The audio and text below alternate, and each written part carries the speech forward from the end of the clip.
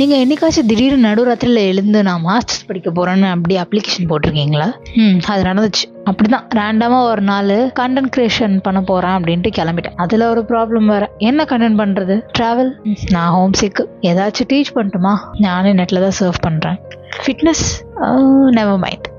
அப்போ நான் யார் அப்படின்ற ஒரு கொஷின் திடீர்னு ஒரு நாள் எழுந்துக்குச்சு. உண்மையை சொல்ல போனால் I'm still figuring it out. இன்னும் முடிவு பண்ணல நான் இதுதான் அப்படின்ட்டு. ஆனால் நான் ஒன்று கண்டுபிடிச்சேன்.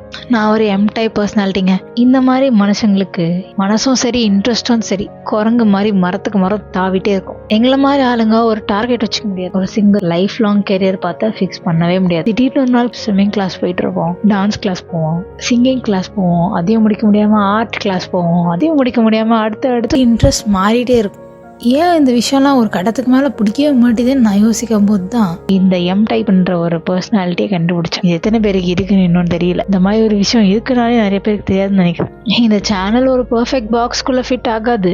Maybe it will be a mix of ideas, stories, experiments and figuring things out along the way. And maybe அதுதான் நான். என்ன மாதிரி நீங்களும் ஒரு எம் டைப் பர்சனாலிட்டியாக இருந்தால் உங்களோட எக்ஸ்பீரியன்ஸையும் ஷேர் பண்ணுங்கள்.